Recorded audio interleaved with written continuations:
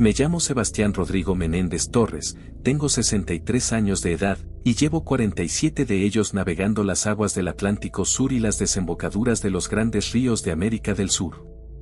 Nací en el puerto de Santos, Brasil, hijo de un capitán mercante español y una mujer portuguesa que trabajaba remendando redes en el muelle viejo. Aprendí a nadar antes que a caminar propiamente, o al menos eso me contaba mi madre cuando todavía vivía, que en paz descanse.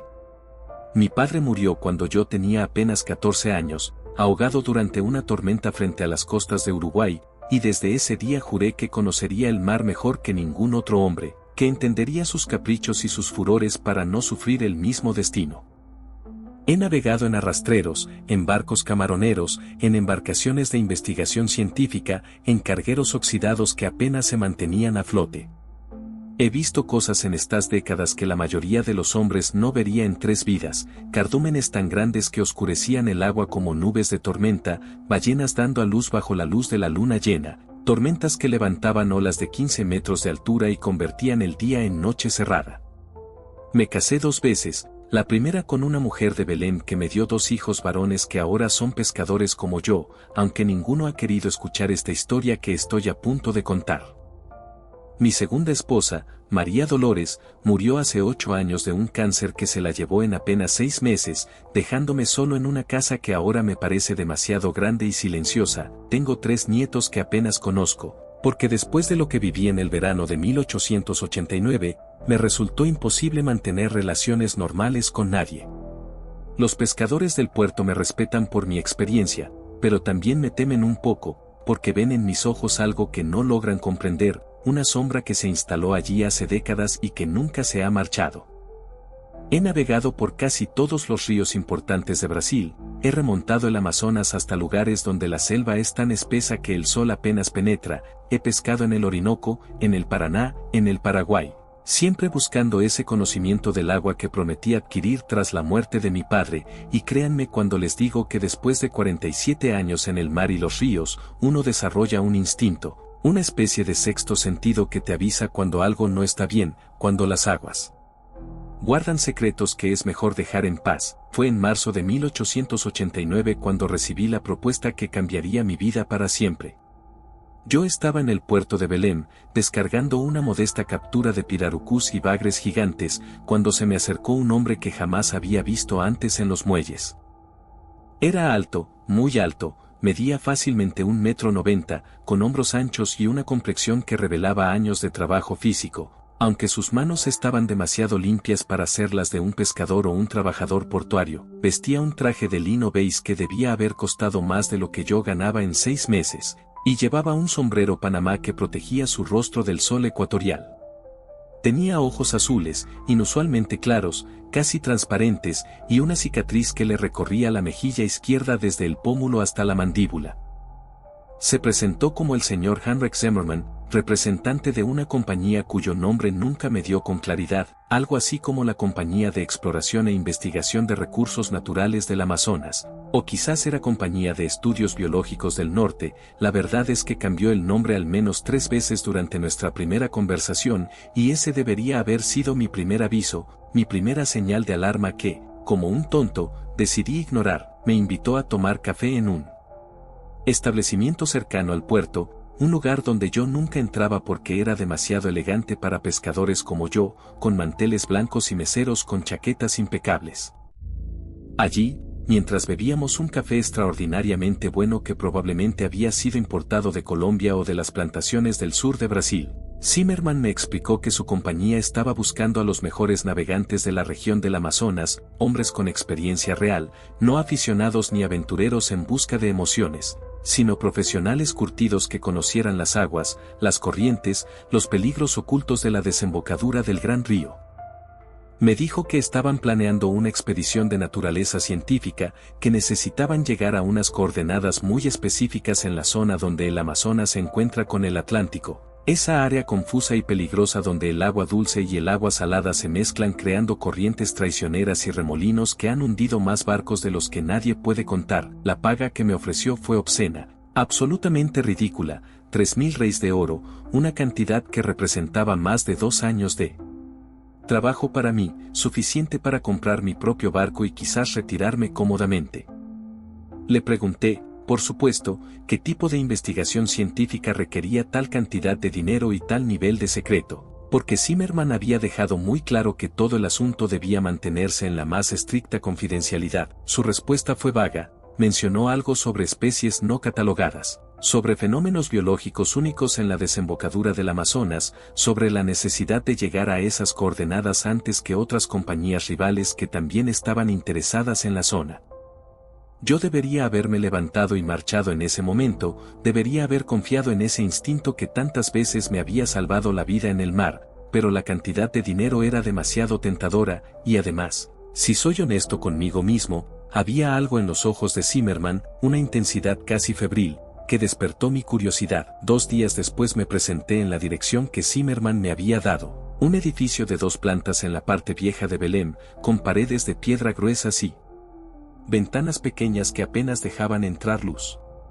La reunión fue extraña desde el principio. Además de Zimmerman, había otros 4 hombres en la habitación, todos vestidos de manera similar, con trajes caros pero prácticos, y todos con esa misma mirada intensa que había notado en Zimmerman. Se presentaron como el Dr. Friedrich Weiss, un alemán de unos 50 años con una barba gris perfectamente recortada que supuestamente era biólogo marino, el capitán James Worthington, un inglés de 40 y tantos años con acento de Liverpool que sería el líder nominal de la expedición, el señor Antonio Ferreira da Silva, un brasileño de Manaos que conocía el Amazonas como la palma de su mano, y el padre Miguel Ángel Sandoval, un sacerdote jesuita español de unos 60 años cuya presencia en una expedición supuestamente científica me pareció particularmente extraña. Me hicieron firmar documentos, páginas y páginas de contratos densos escritos en una letra tan pequeña que apenas podía leerse, con cláusulas sobre confidencialidad, sobre penalizaciones si revelaba cualquier información sobre la expedición, sobre la renuncia a cualquier derecho legal si algo salía mal durante el viaje. Nuevamente, todas las alarmas en mi cabeza estaban sonando, gritándome que huyera de allí. Pero la codicia puede más que el instinto cuando uno ha pasado décadas luchando por sobrevivir, y firmé cada maldito papel que me pusieron delante. El Dr. Weiss desplegó entonces un mapa enorme sobre la mesa, un mapa detallado de la desembocadura del Amazonas con anotaciones en alemán que no pude leer. Señaló un punto específico, aproximadamente en las coordenadas 0 grados, 50 minutos de latitud norte, y 49 grados, 30 minutos de longitud oeste, un área donde el río se abre hacia el océano creando un laberinto de canales, islas y bancos de arena que cambian constantemente con las corrientes. Aquí, dijo Weiss con un acento alemán tan marcado que costaba entenderle, aquí es donde debemos ir. Aquí es donde se han reportado los avistamientos.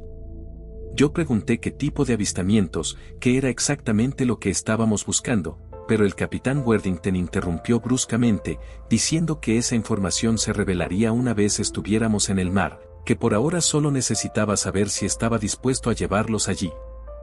Conocí entonces al resto de la tripulación, João Pedro Almeida, un joven marinero de 24 años de Belém con ojos nerviosos y manos que no dejaban de temblar, Rodrigo el Tuerto Méndez, un pescador experimentado de unos 40 años que había perdido el ojo izquierdo en un accidente con un arpón años atrás, y los hermanos Cardoso, gemelos idénticos de 32 años llamados Paulo y Pedro que habían navegado juntos toda su vida y que, según decían, podían comunicarse sin palabras. El barco que usaríamos era un arrastreros modificado llamado Nossa Senhora das Dores, con un casco reforzado y un motor a vapor que había sido instalado recientemente, además de las velas tradicionales. Tenía 30 metros de eslora y podía albergar cómodamente a una tripulación de 12 personas, aunque para este viaje seríamos solo 9, los 5 hombres de la compañía, yo como navegante principal, y los 3 marineros adicionales. Zarpamos de Belém el 15 de marzo de 1889, un jueves por la mañana cuando el sol apenas comenzaba a salir sobre el horizonte oriental, tiñendo el cielo de tonos naranjas y rojos que deberían haberme parecido hermosos pero que en cambio me provocaron un escalofrío inexplicable. El primer día de navegación fue normal, completamente rutinario, remontando el río Pará en dirección a la desembocadura del Amazonas propiamente dicha. El clima estaba despejado, con una brisa suave del este que hinchaba nuestras velas y nos permitía ahorrar carbón para el motor a vapor. Los hermanos Cardoso cantaban canciones de marineros mientras trabajaban con las cuerdas, y Joao Pedro comenzaba a relajarse un poco, perdiendo esa expresión de nerviosismo permanente que había mostrado antes de zarpar.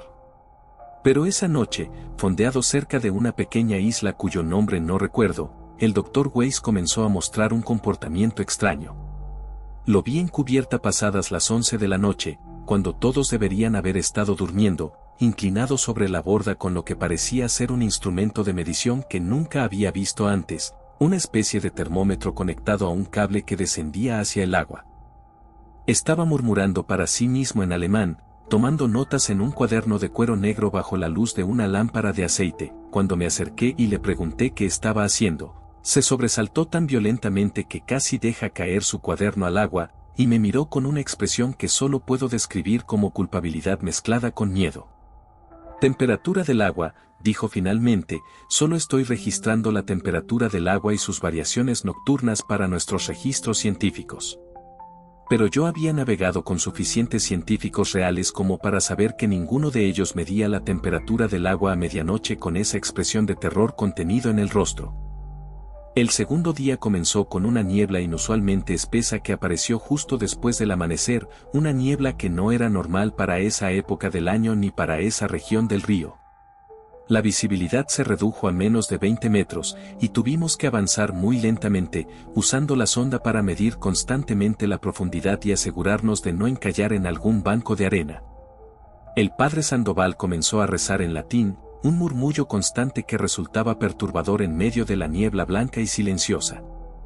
Rodrigo el Tuerto me confió en voz baja que no le gustaba nada la expedición, que había algo fundamentalmente equivocado en todo el asunto, que los hombres de la compañía no se comportaban como científicos normales sino más bien como personas que buscaban algo específico, algo peligroso. Yo estuve de acuerdo con él, pero ¿qué podíamos hacer? Ya habíamos firmado los contratos, ya habíamos aceptado el dinero del adelanto, ya estábamos en el agua. Para la tarde del segundo día, la niebla finalmente se levantó, pero lo que vimos entonces fue casi tan perturbador como la niebla misma. El agua había cambiado de color, de su marrón turbio normal a un tono verdoso oscuro que nunca había visto en mis 4 décadas de navegación por el Amazonas. El capitán Worthington ordenó que tomáramos muestras del agua, y el Dr. Weiss las examinó con un entusiasmo casi maníaco, mirándolas bajo un microscopio portátil y tomando notas frenéticas en su cuaderno negro. Extraordinario, murmuraba una y otra vez, absolutamente extraordinario, exactamente como dijeron los informes. ¿Qué informes?, pregunté yo, pero nuevamente mi pregunta fue ignorada. La tercera noche fue cuando comenzaron los sueños. No solo yo, sino toda la tripulación comenzó a reportar pesadillas extrañamente similares, sueños de estar bajo el agua, incapaces de respirar pero tampoco ahogándonos, viendo formas inmensas moviéndose en la oscuridad de las profundidades, formas que eran demasiado grandes para ser peces o mamíferos marinos conocidos, formas que se retorcían y ondulaban con una gracia horrible y hipnótica. Joao Pedro despertó gritando a las 3 de la madrugada, despertando a toda la tripulación, sudando profusamente y temblando, insistiendo en que había visto en su sueño una serpiente del tamaño de un barco completo, con escamas que brillaban con una luz verde enfermiza en las profundidades oscuras del agua. Los hermanos Cardoso, Paulo y Pedro, admitieron haber tenido el mismo sueño exacto, con detalles idénticos, lo cual era imposible pero estaba sucediendo. Yo mismo había soñado con esas formas enormes. Y cuando mencioné ciertos detalles específicos del sueño, como la forma de la cabeza de la criatura y la manera en que sus ojos brillaban como brasas verdes en la oscuridad, todos los demás asintieron con reconocimiento, porque ellos también habían visto exactamente lo mismo. El Dr. Weiss escuchaba estas descripciones con una expresión que solo puedo describir como satisfacción, como si nuestras pesadillas compartidas confirmaran alguna teoría que él ya tenía. Estamos cerca, le dijo al capitán Worthington esa mañana, muy cerca ya, las emanaciones están afectando sus mentes tal como predijimos. ¿Emanaciones de qué?, exigí saber, pero el capitán simplemente me ordenó que nos llevara a las coordenadas especificadas lo más rápido posible. El cuarto día, nuestros instrumentos comenzaron a fallar de maneras inexplicables. La brújula empezó a girar erráticamente, apuntando primero al norte, luego al este, luego dando vueltas completas como si el campo magnético de la Tierra se hubiera vuelto loco. El barómetro mostraba presiones atmosféricas imposibles, subiendo y bajando cientos de milibares en cuestión de minutos cuando debería cambiar gradualmente durante horas. El cronómetro del barco, un instrumento de precisión suiza que nunca había fallado, comenzó a atrasarse y adelantarse al azar, haciendo imposible saber la hora exacta. Rodrigo el Tuerto reportó que su reloj de bolsillo, un regalo de su padre que siempre había funcionado perfectamente, se había detenido completamente a las 3:33 de la tarde, y cuando intentó darle cuerda, la maquinaria simplemente rechazó moverse. Los hermanos Cardoso encontraron que sus propios relojes marcaban horas completamente diferentes, con una diferencia de casi 4 horas entre ambos a pesar de que habían sido sincronizados esa misma mañana. El agua seguía ese color verde oscuro perturbador, y ahora podíamos ver cosas moviéndose bajo la superficie, sombras grandes que seguían al barco pero que nunca se acercaban lo suficiente como para identificarlas claramente. Intenté pescar una de esas sombras con una red, pero cuando la subimos estaba completamente vacía excepto por una sustancia viscosa de color verde que olía a azufre y a algo más, algo orgánico y podrido que hizo que Joao Pedro vomitara sobre la cubierta. El padre Sandoval intensificó sus oraciones, ahora rezando el rosario constantemente, sus dedos moviéndose sobre las cuentas con una velocidad casi frenética, y en sus ojos podía verse un terror profundo que ninguna fe religiosa parecía capaz de calmar. Llegamos a las coordenadas exactas especificadas por la compañía en la tarde del quinto día, exactamente a las 16:47 según mi estimación. Aunque ya no podía confiar en ningún instrumento de medición del tiempo, el lugar era inquietante de una manera que es difícil de explicar. El agua formaba un remolino muy lento, un giro apenas perceptible que abarcaba quizás 200 metros de diámetro, y en el centro de este remolino el agua era de un verde tan oscuro que parecía casi negra. No había sonidos de vida, ninguna ave marina volando sobre nosotros a pesar de que estábamos en una zona que normalmente debería estar llena de pelícanos y fragatas, ningún delfín de río saltando en la superficie, ni siquiera el zumbido de insectos que es omnipresente en el Amazonas. El silencio era tan profundo, tan antinatural, que podíamos escuchar nuestros propios corazones latiendo en nuestros pechos. El capitán Worthington ordenó que echáramos el ancla, y cuando el ancla descendió, la cadena emitió un sonido chirriante que parecía amplificarse en el silencio hasta convertirse en un grito metálico que hizo que todos nos cubriéramos los oídos. La cadena siguió descendiendo, metro tras metro, mucho más de lo que debería haber sido necesario según las cartas de profundidad de la zona, que indicaban no más de 30 metros de profundidad. 50 metros de cadena, luego 60, luego 70, y el ancla seguía sin tocar fondo. Finalmente, a los 83 metros, sentimos el tirón que indicaba que el ancla había tocado algo sólido, pero ese algo no se sentía como arena o roca, sino como algo que cedía ligeramente bajo el peso, algo con cierta elasticidad, algo que hizo que Rodrigo el Tuerto dijera en voz baja: Dios nos ampare, hemos anclado sobre algo vivo. El Dr. Weiss y el capitán Worthington comenzaron entonces a descargar equipos que hasta ese momento habían estado guardados en cajas selladas en la bodega, redes especiales hechas de un material que nunca había visto antes, mucho más fuerte que el cáñamo o el algodón normal, con un brillo metálico que sugería que estaban entretejidas con hilos de acero, ganchos enormes del tamaño de arpones de ballena pero con púas múltiples diseñadas claramente para agarrar y sostener algo que lucharía con inmensa fuerza, lámparas submarinas selladas con cristales gruesos y alimentadas por baterías eléctricas, una tecnología que apenas comenzaba a ser práctica, y algo que el Dr. Weiss llamó cebo especial, contenido en barriles sellados que despedían un olor nauseabundo cuando fueron abiertos, un olor a carne podrida mezclada con químicos que hizo que varios de nosotros tuviéramos que alejarnos para no vomitar. Vamos a descender las redes, anunció Worthington, vamos a bajar el cebo y las lámparas, y vamos a esperar. Todos deben permanecer en silencio absoluto una vez que el equipo esté en el agua. El más mínimo ruido podría ahuyentar al espécimen. ¿Espécimen de qué?, insistí por enésima vez, y esta vez el Dr. Weiss finalmente respondió, con una sonrisa que no llegaba a sus ojos: una anaconda marina, señor Menéndez. Estamos cazando una anaconda marina de proporciones extraordinarias que, según los informes de los pueblos indígenas locales y algunos avistamientos documentados aunque no confirmados, habita en estas profundidades. Un espécimen que podría revolucionar nuestra comprensión de la biología marina y que podría tener aplicaciones prácticas de valor incalculable. Una anaconda marina, pensé, sintiendo que mi sangre se helaba en mis venas, una serpiente gigante viviendo en el agua salada cuando todas las anacondas conocidas son de agua dulce y jamás han sido encontradas en el océano. Una criatura que los científicos considerarían imposible pero que aparentemente esta gente no solo creía que existía sino que estaba dispuesta a gastar fortunas en capturar.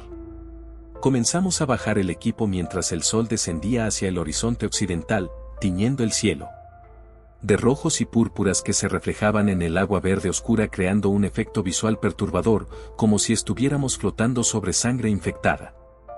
Las redes descendieron primero, desplegándose en el agua con un sonido suave de roce, formando una especie de embudo gigante que se extendía hacia las profundidades. Luego bajamos los barriles de cebo, abriéndolos parcialmente para que su contenido nauseabundo se dispersara en el agua, creando una nube turbia que descendía lentamente hacia las profundidades. Las lámparas eléctricas fueron encendidas y bajadas, sus luces blancas y brillantes creando columnas de iluminación que penetraban el agua oscura revelando partículas suspendidas que flotaban y se arremolinaban en las corrientes submarinas. Joao Pedro, quien estaba manejando uno de los cables de las lámparas, de repente dejó escapar un grito ahogado y señaló hacia el agua. A unos 40 metros de profundidad, apenas visible en el borde de la luz de las lámparas, algo grande se había movido. Una sombra inmensa que había cruzado rápidamente el campo de iluminación y había desaparecido nuevamente en la oscuridad circundante. ¿Lo vieron?, susurró Joao, su voz temblando. ¿Vieron el tamaño de esa cosa? Todos lo habíamos visto, o al menos habíamos visto algo, una forma que parecía demasiado grande para ser real, demasiado grande para ser cualquier criatura conocida que habitara estas aguas. El Dr. Weiss estaba prácticamente vibrando de emoción, agarrado a la borda con tanta fuerza que sus nudillos se habían vuelto blancos. Está allí, murmuraba, está allí abajo, exactamente donde dijeron que estaría. Oh Dios mío, es real, es verdaderamente real. El capitán Worthington ordenó que bajáramos más cebo, más lámparas, que extendiéramos las redes más profundamente, que hiciéramos todo lo posible para atraer a la criatura hacia nuestra trampa, y entonces, a exactamente 67 metros de profundidad según el marcador en el cable de la red, algo agarró nuestras redes con una fuerza tan brutal que el barco entero se inclinó violentamente hacia un costado, haciendo que todos tuviéramos que agarrarnos de lo que pudiéramos para no caer al agua, y en ese momento supe, con una certeza absoluta y aterradora, que habíamos encontrado algo que debería haber permanecido oculto en las profundidades para siempre. La batalla para recuperar el equipo duró casi 15 minutos que se sintieron como horas eternas. Torres y Méndez tiraban de la red con una fuerza desesperada que hacía crujir sus articulaciones, mientras yo intentaba mantener el equilibrio del bote que se sacudía violentamente de un lado a otro. El agua alrededor de nosotros hervía con un movimiento frenético que no era natural, como si algo enorme estuviera revolviéndose justo debajo de la superficie oscura. Las olas que se formaban eran circulares, perfectas, emanando desde un punto central invisible que se desplazaba lentamente alrededor de nuestra embarcación. Cada tirón desde las profundidades sacudía la red completa, amenazando con arrancarla de las manos ensangrentadas de mis compañeros, cuyas palmas se habían lacerado por las cuerdas ásperas que resbalaban entre sus dedos con cada sacudida. Cuando finalmente logramos izarla, lo que cayó sobre la cubierta nos dejó paralizados en un silencio absoluto y espeso que ninguno se atrevió a romper durante largos segundos. Era una cría. No podía tener más de 2 metros de longitud desde la cabeza hasta la cola que se retorcía con movimientos espasmódicos, pero era algo que no debería existir según todo lo que conocíamos sobre biología marina o terrestre. Su cuerpo era serpentino y musculoso como el de una anaconda gigante, cubierto de escamas que brillaban con un tono verde oscuro casi negro en las sombras y adoptaban reflejos iridiscentes cuando la luz de nuestra linterna las tocaba directamente, revelando patrones geométricos imposiblemente perfectos que parecían moverse y reorganizarse cuando no las mirabas directamente. Pero tenía aletas, 4 aletas laterales articuladas que se plegaban contra su cuerpo como alas vestigiales de algún dragón prehistórico, cada una con una estructura ósea visible a través de la membrana translúcida que las conectaba, estructura que recordaba inquietantemente a dedos humanos extendidos y palmeados. La cabeza era lo más perturbador de todo.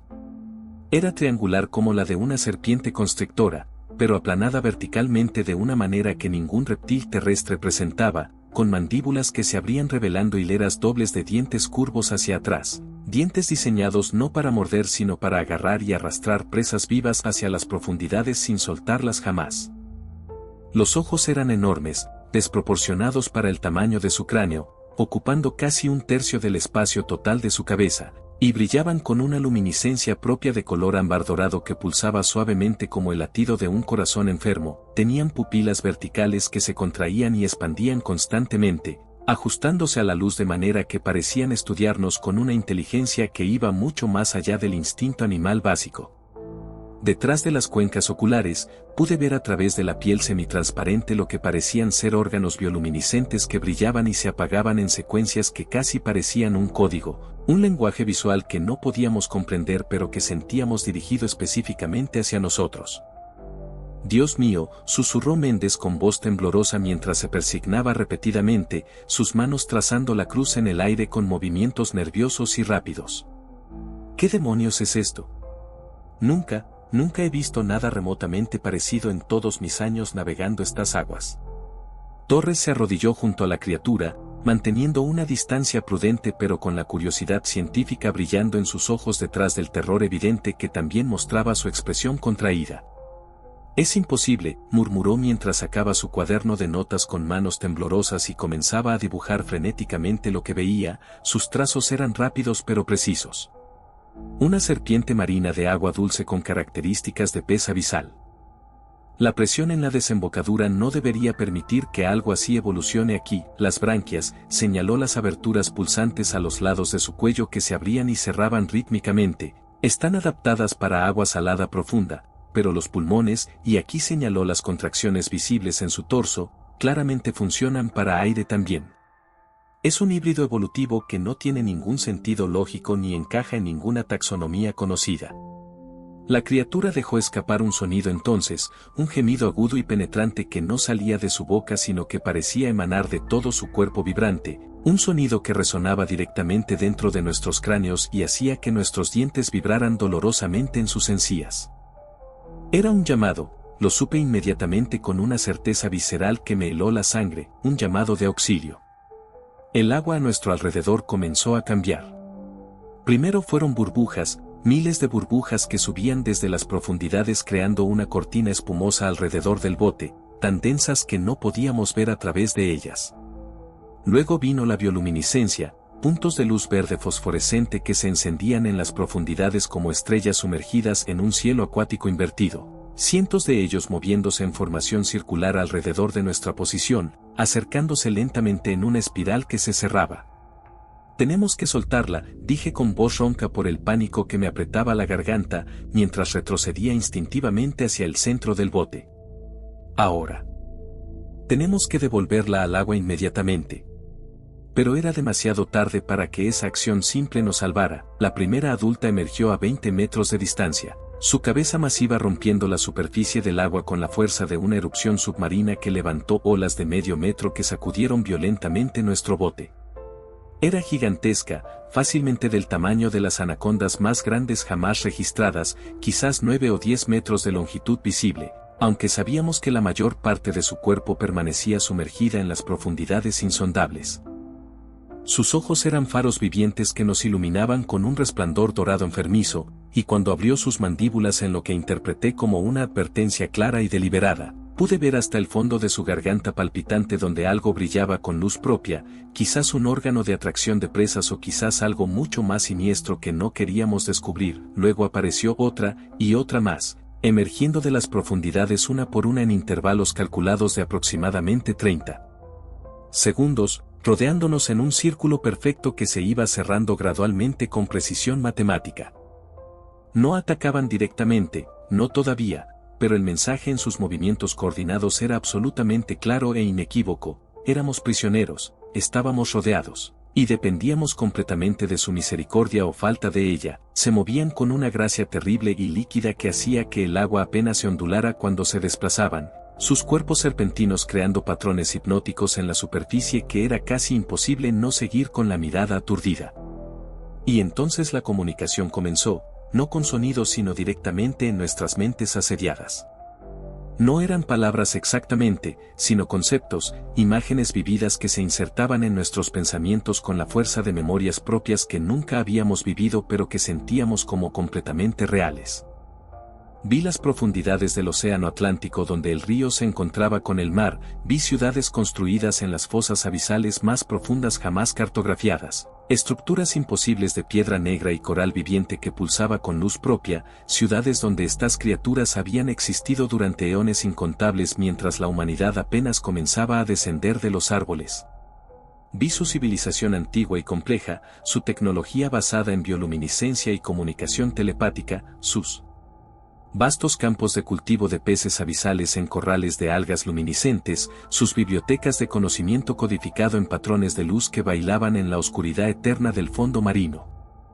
Vi cómo observaban nuestros barcos desde abajo, cómo estudiaban nuestras redes de pesca con curiosidad científica mezclada con desprecio apenas contenido, cómo nos consideraban invasores torpes y ruidosos en un mundo que les pertenecía desde mucho antes de que existiéramos como especie consciente. El mensaje telepático que recibimos entonces fue claro y devastadoramente simple, transmitido con una autoridad que no admitía discusión ni negociación: devuelvan a la cría. Abandonen estas aguas profundas. No regresen jamás a explorar lo que no les pertenece. Esta es su única advertencia. No habrá una segunda oportunidad si la ignoran. Las manos de Torres temblaban violentamente cuando levantó la red que contenía a la cría retorciéndose, sus nudillos blancos de la presión con que agarraba las cuerdas ásperas.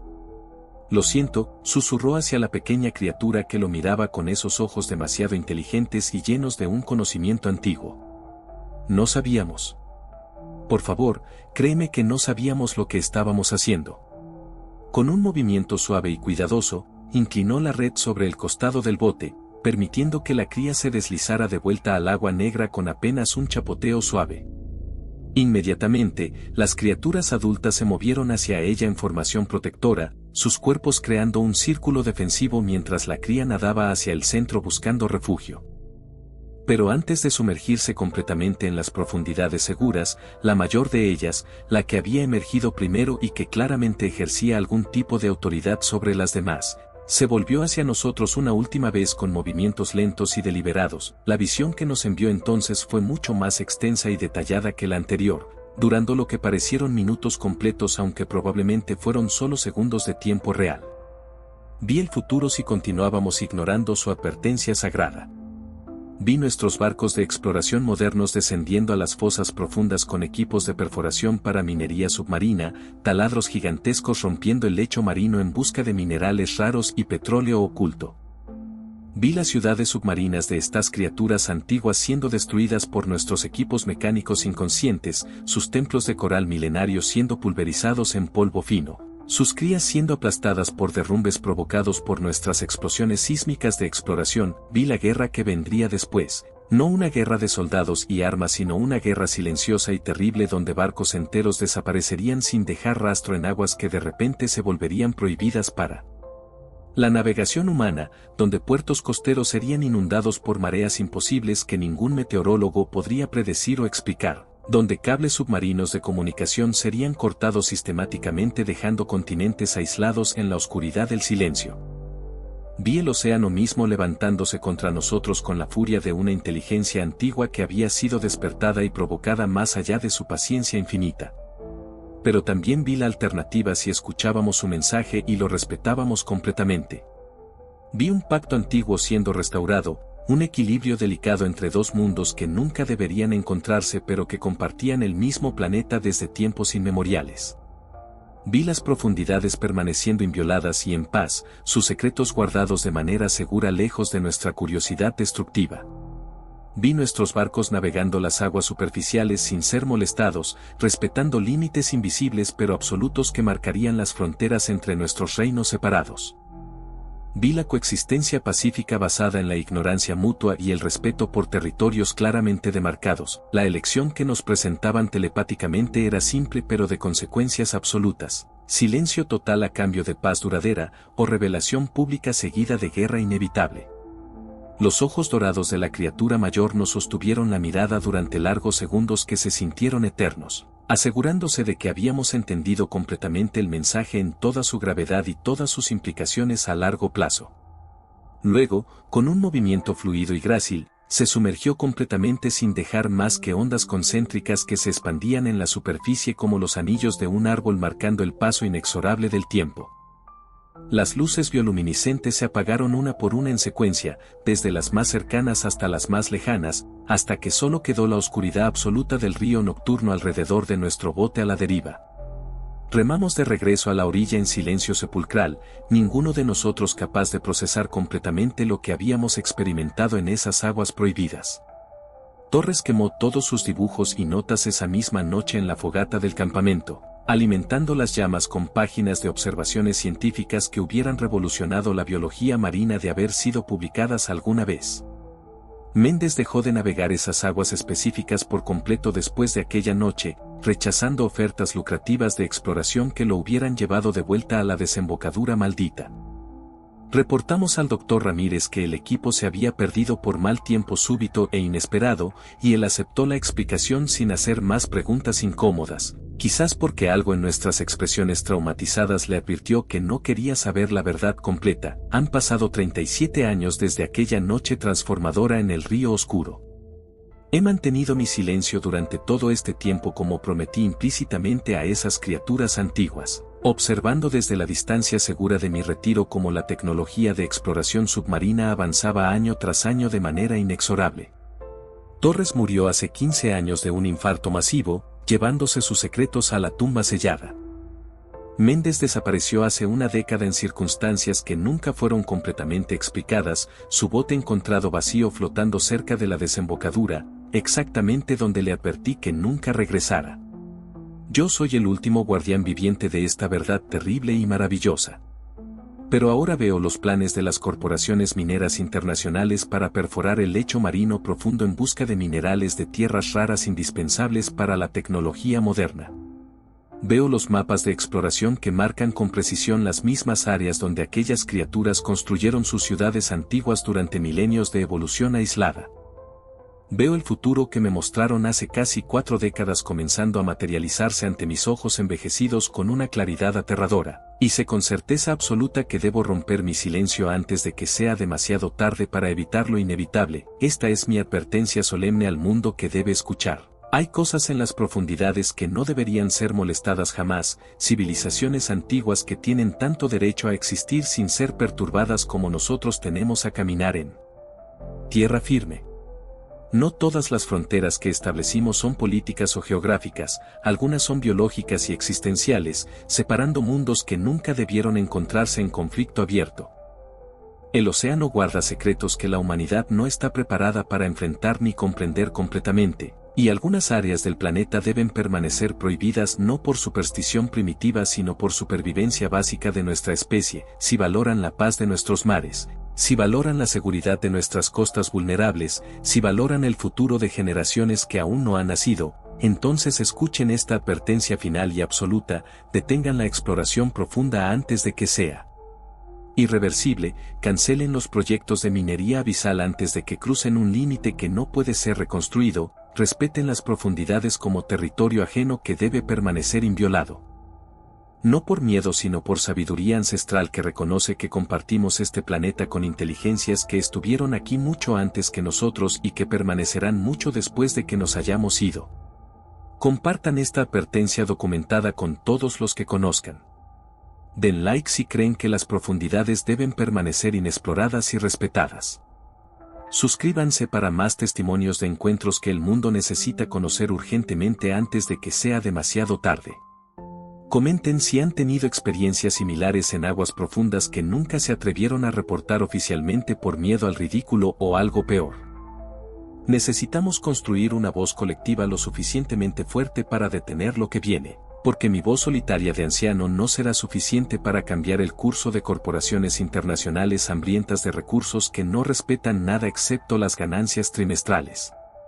El tiempo se agota rápidamente como arena entre dedos temblorosos, y temo profundamente que cuando finalmente escuchemos su advertencia final y definitiva, ya será demasiado tarde para toda la humanidad costera.